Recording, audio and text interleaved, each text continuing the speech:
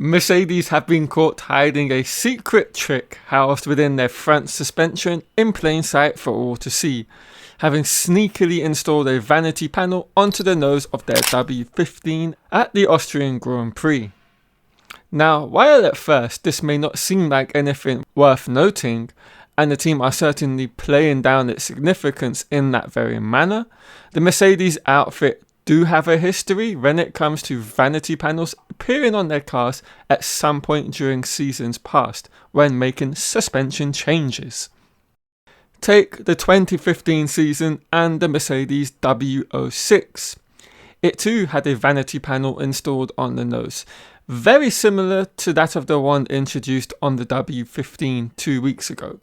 The one installed on the W06 that was utilised as the team back in 2016 were experimenting with a new arrangement on that car for the following season's W07. So Mercedes have set a precedent when it comes to this particular area. So let's get on to that suspension trick that I mentioned at the beginning. What exactly is it all about, and what are they trying to improve on the W15 with it installed? And to understand the changes made, you have to understand the front suspension layout on ground effect era F1 cars. So here you can see the spring and damper in red, the rocker in silver, another damper in yellow, and the roll bar in blue. With Mercedes' current setup of a spring arrangement, it's one that is almost unilaterally agreed as being the best route taken for the design of the heave damper. And the Mercedes team is no different in this respect, as it too uses the method as a means to help control the vertical displacement of the chassis, and it is this component that has been upgraded or replaced at the Austrian Grand Prix that has resulted in the need of this vanity panel. The new, bigger, more powerful horizontal damper at the front gives a more stable aero platform, allows more exploitation of the much improved flow from the front wing introduced at Monaco, and of course, most importantly of all, it allows the W15 to further neutralize the stresses placed on the chassis with softer settings that are far more capable of limiting the harmful hopping or bouncing, if you will, that has plagued the drivers much earlier in this season and of course over the previous two. And this has finally allowed the team to finally extract the aerodynamic load that has been found in the data but never was transferable into the real world. Now, of course, with the installation on the W15 of this bigger and more powerful damper, there is of course an incur of a weight penalty that has now been introduced on the W15. Now, of course, this would bring a lot of understanding as to why the team introduced a much lighter weight specification of the Miami floor that they first introduced, because of course this is going to help offset the balance shift between the benefits and the negatives of this new damper. And of course, I believe that was the sole purpose of introducing lighter components for the W15 at previous rounds before they turned up in Austria with this new piece of front suspension. And I think this also clears up what James Allison was pretty much talking about in Canada in that weekend when he talked about that "oh my god" moment. Why didn't we think of this earlier?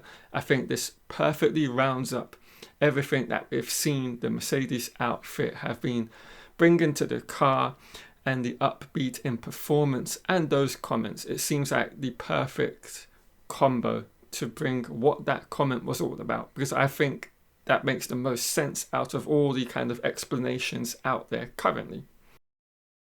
And let's talk about this so-called cooling outlet panel that the team claimed this is, and why it isn't that. So to begin with, of course, with it being introduced in Austria and the weather that weekend being extremely hot, the reasoning behind the introduction of it was quite plausible for all of us to believe what Mercedes said, because the temperatures were high, so additional cooling was being utilized across all the Formula One teams for that given weekend. So it makes sense.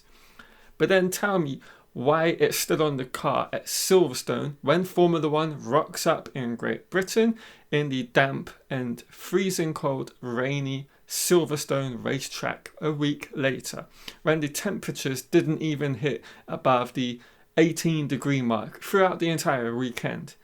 Now, if you're actually using this for cooling, you wouldn't need it for the car in Silverstone. You don't have high altitude, so there's no strain on the engine. And of course, with the temperatures being freezing cold, you would always want to close up all the additional outlets that you have throughout the Formula One car, and in this case the W15, to make sure you're not losing any pure performance in terms of downforce. Because as you all know, cooling outlets increase drag, and it just makes a Formula One car slower naturally. So then why would you need to have this cooling panel if it wasn't for cooling? Well, because it's not. It is for, in fact, the new suspension damper arm that I was talking about earlier in the video.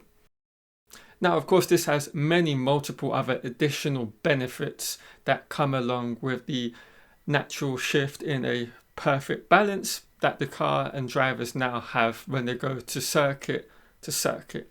There's also the other end of this, and it means now the team can solely focus on putting pure performance through aerodynamic figures and load figures onto the W15 for the remainder of the season. And of course, that is starting for the next two events before the summer break in Hungary and Spa. Two contrasting circuits that have completely different demands on a Formula One vehicle.